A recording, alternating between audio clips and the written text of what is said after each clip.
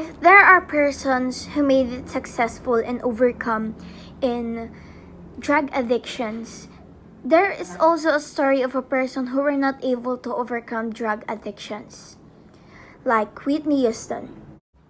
Whitney Elizabeth Houston was an American singer and actress.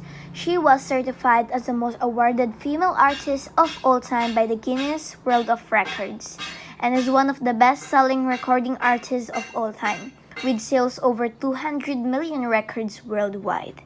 She was born on August 9, 1963 in what was then a middle-income neighborhood in Newark, New Jersey. She was the daughter of an ex-Army serviceman and a New York City administrator, John Russell Houston Jr., and a gospel singer, Emily Cissy Houston. Her elder brother, Michael, is a singer, and her elder half-brother is a former basketball player, Gary Garland. Her parents were both half African and half American.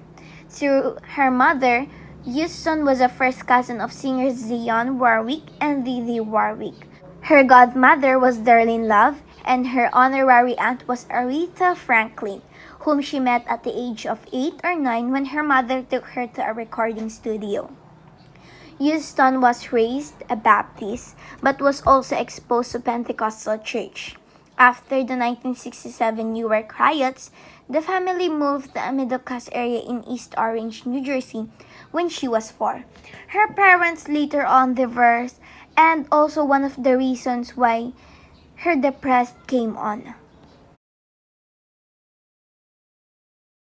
Whitney Houston first tried cocaine at 14 years old, says best friend Robin Crawford. According to Crawford, the drugs were present early. They smoked marijuana together during their first summer.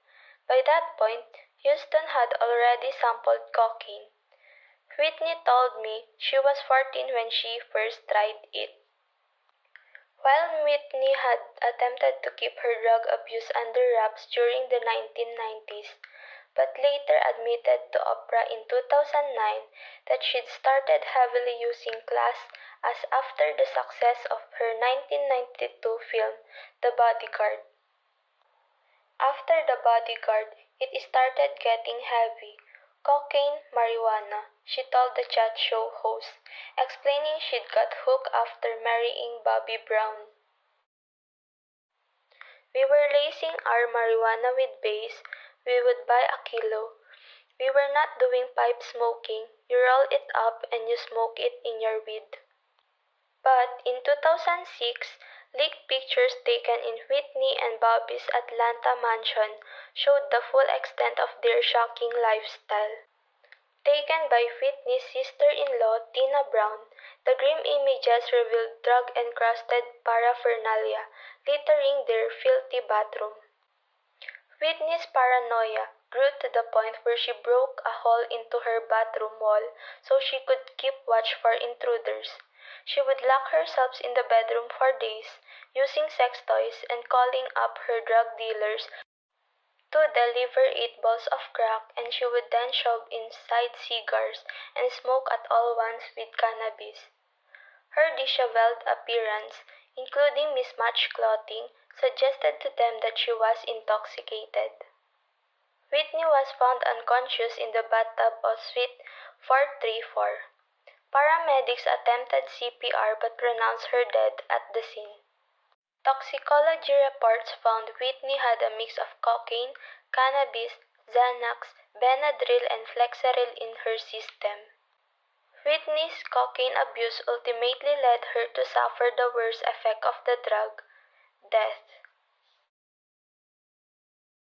The drug wasn't her, Brown says in a clip from his 2020 sit-down with Robin Roberts, airing at 10 p.m. on ABC, revealing that he first saw Whitney taking cocaine just before she was to walk down the aisle at their 1992 wedding. A tearful Brown tells Roberts, "She did drugs, but the drugs didn't do her. She knew how to handle herself." Though she entered rehab multiple times throughout her adult life, Whitney struggled with addiction until it ultimately took her life.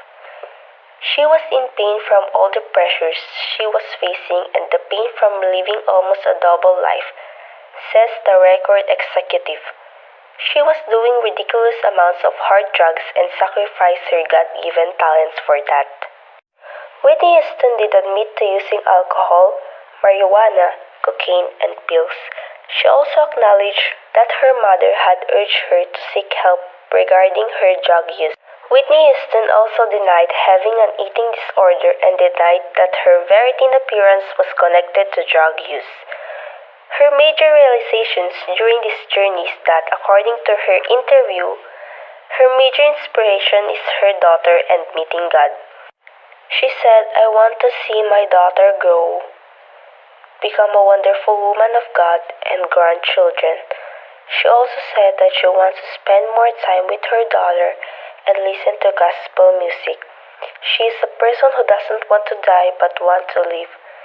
She also said, "Don't pray about the drugs. Leave the drugs alone and pray for me as a person, for my soul that is stronger. I am a daughter of God and God loves me. Jesus loves me." Transition to recovery. Whitney Houston attempt to recover. May 9, 2011, singer Whitney Houston is back in rehab. Her spokeswoman Christine Foster said in a statement to abcnews.com, "I can confirm that Whitney Houston is currently in an outpatient rehab program for drug and alcohol treatment." Whitney voluntarily entered the program to support her long-standing recovery process. Press for more details, Foster wrote in an email. Unfortunately, not saying anything more would conflict with the privacy or confidentiality she needs at this time. Whitney Houston relapse. February 13, 2012, Whitney Houston's death at age 48 is reportedly the result of drug and alcohol abuse. Houston had entered addiction treatment at least 3 times. Each effort at recovery was followed by relapse. Houston's battle with crack cocaine addiction has been known since 2009, when she disclosed to Oprah that she was clean for the first time. It is speculated that Houston may have had an ongoing relationship with cocaine since her early 20s. Relapse is very common, especially with alcohol and cocaine, which Houston admitted abusing. Addiction is considered a chronically relapsing disorder, said Warren Bickel, director of the Advanced Recovery Research Center at the Virginia Tech Carillon Research Institute. Whitney's recovery was made all the more problematic by the national attention she received when her addiction was exposed in the press, and then greatly complicated by having her relapses publicly revealed, Scott Basinger said, director of the Addiction Scholars Program of the Baylor College of Medicine.